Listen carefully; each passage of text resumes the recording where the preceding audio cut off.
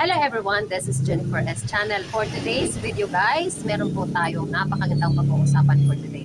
So welcome po kayo dito sa aking channel. Ayan. For today mga kasari, ang pag-uusapan po natin, tayo bang mga sari-sari store owner? Okay lang po ba na magpapautang tayo sa ating tindahan? Yan po ang ating topic for today. So comment down below mga kasari, inyo ba mga sari-sari store, nagpapautang pa kayo? Mahaba bang listahan nyo dyan? Ayan. So for today mga kasari, dito kasi sa aking sari-sari store, hindi po talaga ako nagpapautang. Hindi po allowed dito sa aking tindahan ang utang. Kasi po, nandito po tayo sa commercial area. Hindi po tayo nandyan sa mga resident area na pwedeng magpautang. Well, ang pagpautang depende sa pwesto ng isang tindahan. Merong isang tindahan na okay lang magpautang kung marami ka mga kapitbahay. Pero hindi pa rin accepted ang utang. Kasi nga, kapag nagpapautang ka, hindi ka makapag-roll ng iyong mga paninda. What if ang lagi nilang kinukuha sa iyo is yung mga basic na mga masasabi nating mga fast moving na mga paninda like yung ating mga itlog, bigas, yung mga noodles, yun. Yung mga dilatas na like mga sardinas, fast moving yan mga kasari. Kapag pinapautang mo yan at let's say buwanan or lingguhan ang bayaran at hindi ka pa rin sigurado mga kasari kung talagang makakakolekta ka at the end of the week like Saturday or Sunday. Kasi nararanasan na namin yan mga kasari. Etong sinishare ko pala sa inyo mga kasari, lahat dito sa aking channel, is yung aking experience lang po. So itong experience ko about utang ay hindi po talaga maganda. Kaya parang ano na ako mga kasari, para pag sinabing utang parang wala po talaga akong tiwala na maibabalik sa akin ang aking puhunan.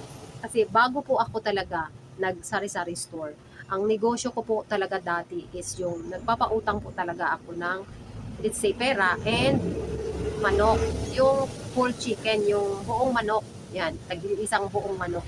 Ang singilan ko po doon mga kasari is tuwing Sabaduhan, every end of the week, every Saturday. Kasi ang pinapautang ko po is yung lingguhan ang sweldo, lingguhan ng sahod.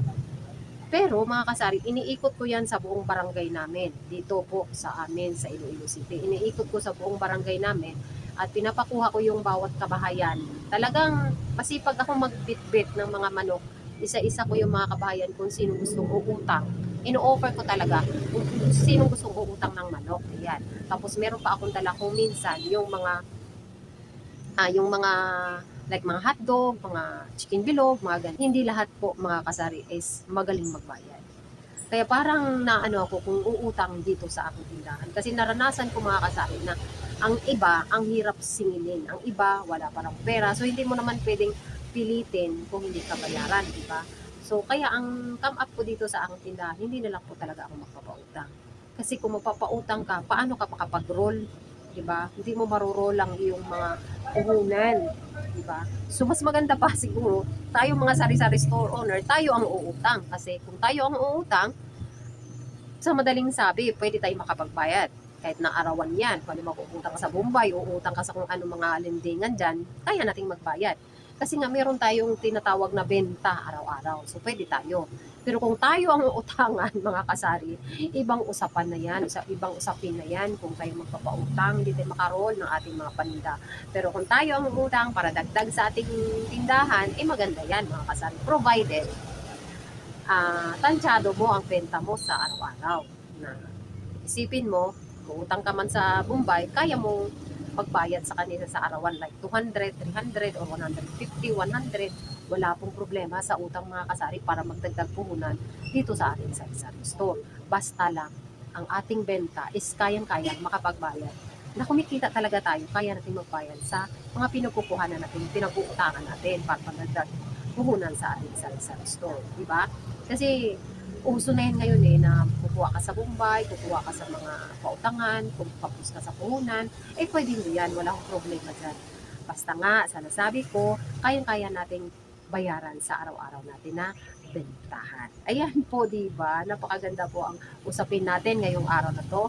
Kaya kung nakarelate kayo dyan, comment down below. Ayan, diba? Basta ako po, hindi po ako nagpapautang dito sa aking tindahan. Meron din mang kukuha sa akin, kailangan start siya kukuha sa umaga, pagka-end niya, matapos ang kanyang ginagawa o matapos ang kanyang trabaho, bayaran niya ako pagkahapon, pag mag-close siya.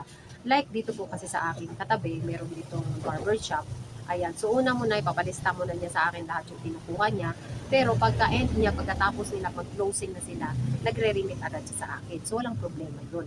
Hindi yun natin masasabing utang kasi within the day din niya binayaran. So, walang problema. Yung kinukuha niya, mairo-roll pa rin natin sa iba nating mga paninda. So, yun mga kasari, sana may nakuha kayong aral dito sa ating pinag-uusapan for today about utang. Alam ko, marami ng mga vlogger dyan nagsishare about utang. Pero ito ang akin is, makarelate din naman sa kanila. Pero ang aking policy dito sa aking tindahan is wala talagang utang kasi nandito tayo sa commercial area. Hindi naman natin kilala yung mga dumadaan. So, kailangan cash to cash talaga tayo mga kasari. Ayan lang po ang share ko for today's video. Happy Sunday po sa inyo lahat. And thank you so much again for watching. At sa aking mga subscribers, maraming salamat po sa pag-subscribe dito sa aking channel. At kung hindi ka pa nakapag-subscribe at nandito ka ngayon, paki-like, share, and subscribe mga kasari. Thank you so much again for watching and see you on my next vlog. Bye mga kasari!